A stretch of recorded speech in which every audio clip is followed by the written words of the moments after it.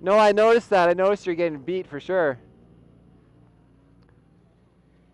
I can see it in your riding, how you get tired. I see it in everybody I train. It's a lot to intake too, mentally as well, at the same time as your body gives up. Yeah, but... So we are here with David, and he had the training with Marcel today for a couple of sessions? Yeah. Yeah? I just had this day scheduled, trying to just get some more seat time after an injury, and got a race coming up, and saw Marcel here, and he said he didn't have a whole lot going on, so I figured maybe we could work something out, and I could get a few sessions with him, and he told me about the helmet and the Bluetooth, and I was sold. So it actually ended up being a pretty good day. We got some pretty good sessions in. The temp, you know, it got a little bit warmer out, and it was actually a pretty good day. I think the pace wasn't quite there, but it was good to switch back and forth between him following me and then being in the helmet, and just him communicating exactly what I'm doing wrong and where I should be at and what my line's looking like, or your body position.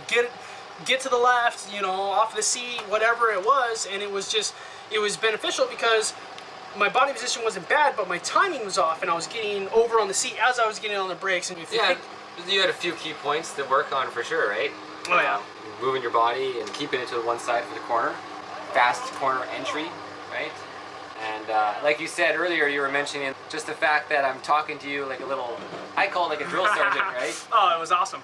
Hearing, you know, some encouragement, like, okay, this is when brake hard now, accelerate, you know, can you elaborate on that a bit? Oh, it was just faster, faster, faster. Okay, hold off, and now brake, you know. And then the other side of it was when he got by me and got to follow. It's different because he could actually, I'm right behind him, and he could actually say, okay, I'm still on the throttle, and now explaining exactly everything that's going. Now I'm pushing the bike away from me, and up the hill, and now I start to brake, and I actually see when he actually gets on the brakes, or now I'm at 70%, just completely calling it out. Did you realize sometime that his braking zone was further than yours, and or like?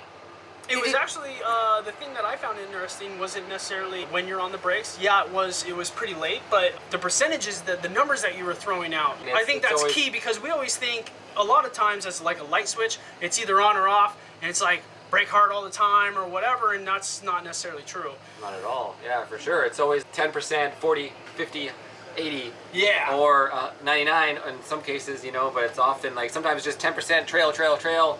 And having you call that out and being able to hear it in the helmet was absolutely key for me. And I think, like I was telling Marcel, it's like everybody has different learning styles, whether visual, working with your hands, whatever it may be. I think nobody is going to deny the fact with this Bluetooth and having it on track, real time, anybody I think is going to benefit from it. Yeah, no, for sure. It's pretty cool.